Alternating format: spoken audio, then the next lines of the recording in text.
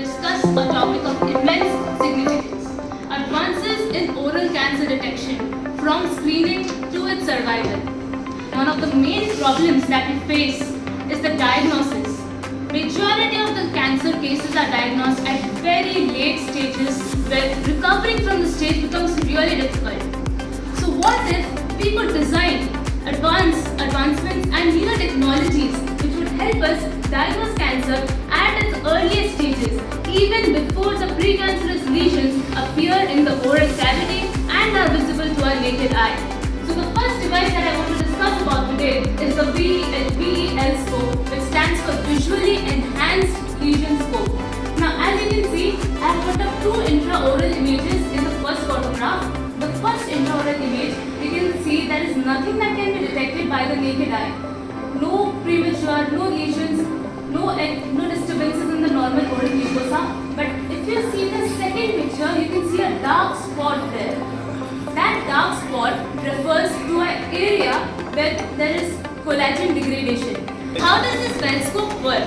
It emits a blue excitation light within the range of 400 to 460 nanometers. Now this light excites the fluorophores present in our body. What are the fluorophores? The collagens and the flavonoids. Now when it is emitted upon a normal healthy mucosa, the fluorophores will fluoresce and give a glow. So in the parts of the oral mucosa where we are not able to detect a glow or where there are dark patches, those are the places where the collagen has degraded. There is some sort of dysplasia, abnormalities, and we need to dive further and get into the clinical examination and more tests to diagnose what has exactly happened there.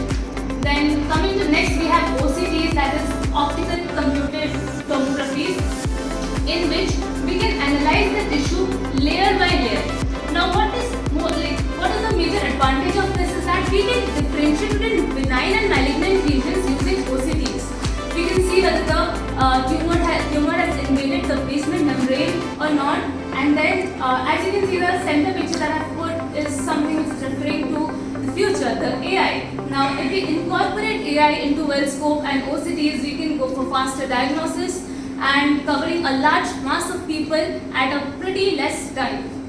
Then coming up next, we have a novel saliva-based miRNA diagnosis. Now miRNA refers to microRNA. So what exactly happens is that we collect saliva from the patient, then it is put into a RT-qPCR device, out of which there is a data analysis which is done to detect the salivary biomarkers that are present in the saliva of a patient.